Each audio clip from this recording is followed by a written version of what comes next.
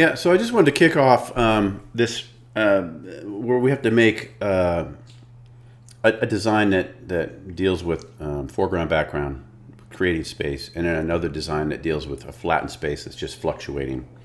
Okay, and it would be for this assignment, it would be really good to have these over off to the side. I just really think these building blocks are going to really come in handy, especially in the beginning of the class for creating designs. But let me just show you how I would probably start.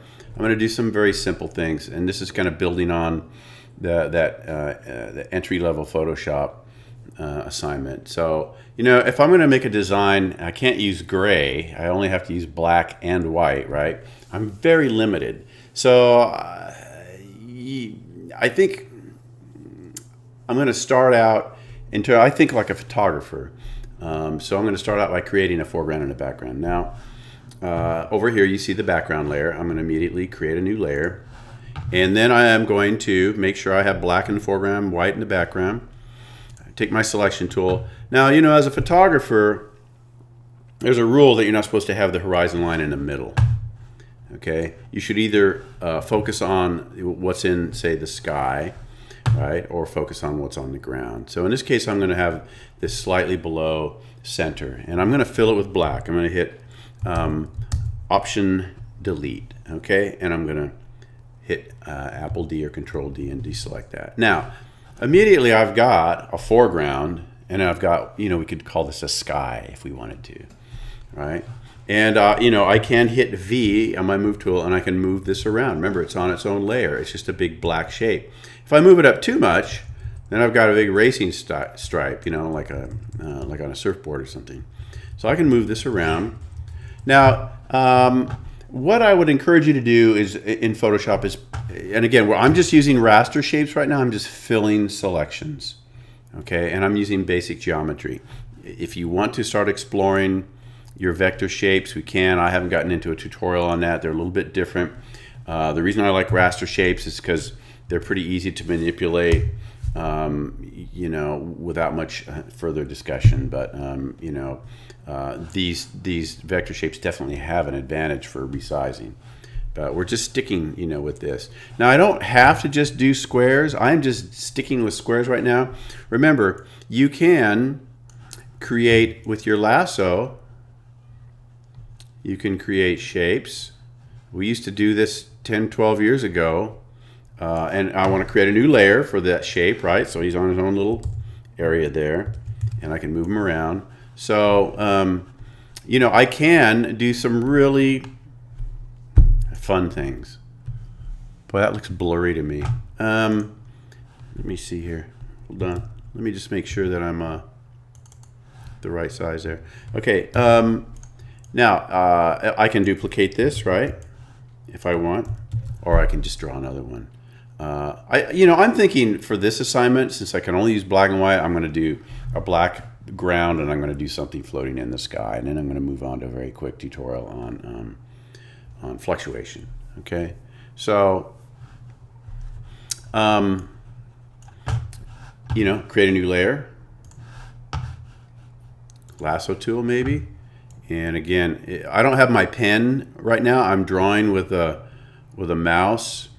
But you can zoom in and add to these selections. Watch, like let's say I make that selection there, but let's say I want to add to it. I just hold down my shift key, can add to it, add to it, add to it. And I'm making these organic looking shapes because, we see a lot of squares and rectangles. And I think the squares, rectangles, pyramids, triangles, all that stuff is great. But every once in a while, hold on a second. There we go. Every once in a while, it's nice to branch out. So again, I don't want to take up a whole lot of time getting all creative here, or we will be here for a long time, if I go into that mode. So let me just make something like this. All right. Now, and I made that, notice I made that on the same layer. I made a mistake there. So now this is grouped here on this same layer. And I can move this around. Look, I can start playing with you know, moving them, overlapping them, creating new shapes. I can start looking at the negative space that's being created. I can see this negative space is being created here. I can also start thinking in terms of like fluctuation. You know, is that white a positive form or a negative form? So I think, you know, for something like this, I would just ask myself what it is I wanted to do. Now, if I really just don't like that, and I want to stay geometric, then of course, you know, if I want to go something minimal, kind of like what we were doing in the previous assignment with the templates, I can also do something like this, which is kind of what I had in my head, which is more of an office building kind of a thing. And here, let's see, okay, good, I created a new layer. Here I was going to show you, you know, if I was going to do a boot camp, kind of like just get you up to speed, somebody up to speed on Photoshop, I'd have you make big shapes, I'd have you make little shapes, I'd have you duplicate shapes, you know, I'd show you how to combine shapes, not like that, obviously. I guess these are all on, let's see, did I put them all in the same layer? Oh, sorry. Oh yeah, it was selected. So with, you know, I can get away from just trying to move, you know, a couple of shapes. So what I'm kind of thinking of here is kind of like a, I don't know, prison building. Now look, I'm going to shift click through an office building. I'm going to shift click through, and I am going to pull down on my menu, and I'm going to link those layers. And that means now that I can, whoops, it's selected. Sorry about that. And I can move these around like this. Okay, now so the next thing I want to do, just to finish this up real quick, is to move these down, to move these down, to move these down. And can I shift click through all of these? Can I link them all? Can I link all of those layers and save myself some time? Yep.